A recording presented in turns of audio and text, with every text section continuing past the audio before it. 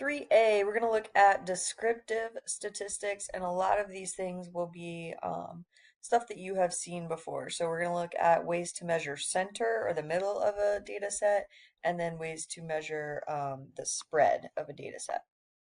Okay, so measures of center, we have mean and median. So mean is also the average. That's where we add all the data points together and then divide by the total number of points that we have. Okay, something you should be very familiar with. And then median is the middle number in a data set. If you have an odd number of data points, it's just the middle. If you have an even number, we'll end up with like two middle numbers and we'll take the average between those. But I'm going to have you guys do all of this in Desmos, so you won't have to worry about like doing it by hand like in elementary or middle school when you had to line them all up and then start crossing things out. We're just going to have a calculator give us that number so that we can focus on what it means. Okay, and then we also have mode, which is the value that occurs most frequently. If there are no repeats, then there is no mode. If more than one value is repeated equally, then we can have multiple modes. So if there's like 3 4s and 3 7s in a data set, then 4 and 7 are both modes. Okay, then we need ways to measure the spread or how spread out our data is. So range, again, something you should be familiar with. It's the largest number minus the smallest number. Quartiles. So this kind of divides our data up into fourths. So Q1 would be the median of the lower half of the data set. So like if we take the median, and I take all the numbers that are less than the median and find the middle of those numbers, that would be quartile 1 or Q1. And then if I take all the numbers that are higher than the median and I find the middle of those numbers, that gives me Q3, quartile 3. All right, and then something that is helpful for us to calculate is something called interquartile range or IQR. You'll see it abbreviated IQR a lot, and all that is just Q3 minus Q1. Right, and then the last measure of spread that we have is standard deviation. Okay, I don't know if you've ever seen the formula for standard deviation. It's very complicated. It's very long. I had to do it by hand in college, but I'm not going to make you do it by hand. I'm going to let you use the calculator, but I need you to understand what it is. So it's the average distance between each data point and the mean. Okay, so the further spread out my data is, the larger my standard deviation will be. So we have two graphs here that both probably have a mean around 5. If we look at the average here, looks like it's about 5. The average here looks like it's about 5. But in these first graph, all my data points are much closer to 5 than they are here. So semester 2 would have a larger standard deviation than semester 1 does. You could also think of standard deviation as a measure of consistency, especially if the data that we have is someone's performance.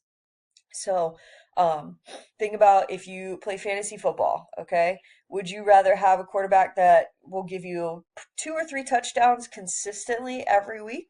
Or would you want one that might give you 6 touchdowns one week and 0 the next, right? So this first quarterback, the 2 or 3 touchdown guy, he's going to have a small standard deviation because his numbers are pretty much always the same. Whereas this second guy, the 6-0 guy, he's going to have a large standard deviation because his numbers are all over the place. All right, so like I said, we're going to use Desmos for everything. And so here are your directions. In Desmos, we are looking for the, we're going to go to the keyboard. Let me see if I can pull this up a little bit. All right, we're going to go to the keyboard and go to functions. And everything we need is in statistics.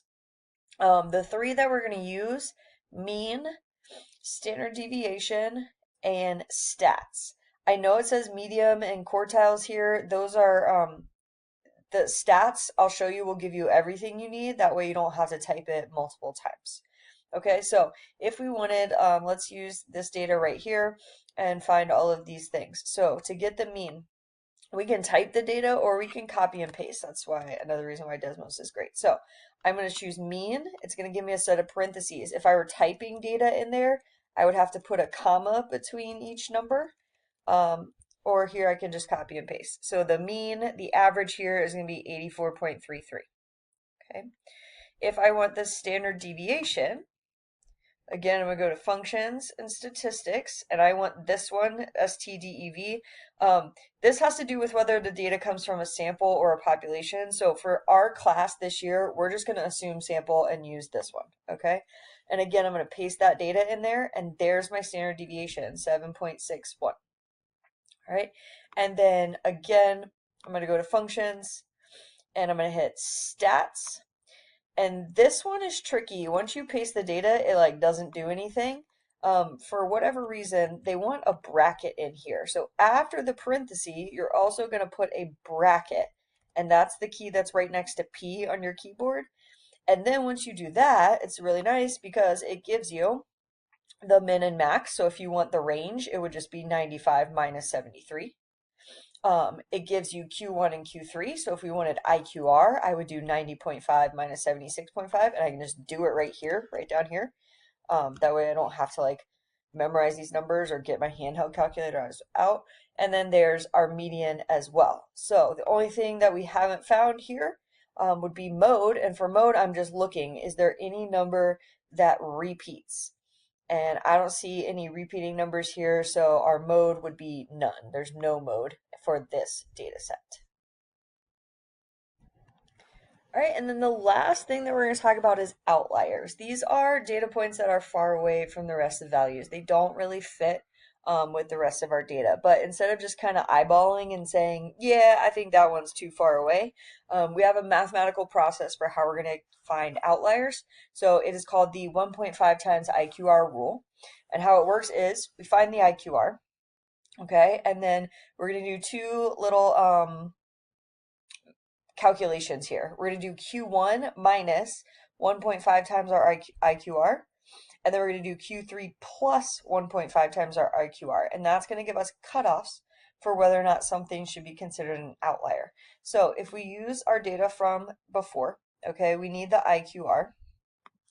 So Desmos told me that Q3 is 90.5 and Q1 is 76.5, so that means my IQR is 15. So my first calculation is Q1, which is 76.5, minus 1.5 times IQR, which is 14. So I get 55.5. So any number below 55.5 would be an outlier. Okay, in this group, I don't see any numbers lower than 55.5, so we don't have any low outliers. All right, for my high-end outliers, I'm going to do Q3, so that's 90.5, plus 1.5 times IQR of 14, and I get 111.5, okay? There's no number higher than 111.5, so this particular data set doesn't have any outliers, all right? And that's what we would say. So when you're doing outliers, it's going to ask you to justify your answer. The way you justify your answer is showing me the math, okay? So this math that I did in Desmos, show me that math, and then say there's no numbers lower than that, there's no numbers higher than that, so that's how I know there aren't any outliers, okay? We have two measures of center that we talked about, mean and median, okay? And what you need to know is that the mean is sensitive to outliers, meaning they're gonna have a big effect, whereas the median is resistant to outliers. Okay, so for mean, I think the easiest way for you guys to understand is your grade. Okay, let's say we got 3 assignments. You got A's on all of them. You have an A in the class. Perfect. The next thing comes and you don't turn it in and you get a 0. What happens to your grade? It drops by a lot. That 0 tanks your grade because your grade is an average. It's a mean. All right, and so that outlier of 0 has a large effect on your mean, your grade.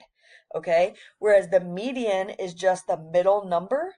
All right, so if you have 3 grades in the 90s and then a 0, the middle is still going to be in the 90s. All right, so the median is what we call resistant to outliers. And so that means when we have a data set with outliers, it's often better to look at the median than the mean because it's going to give us a better picture of the true center. All right, and that is it for 3A.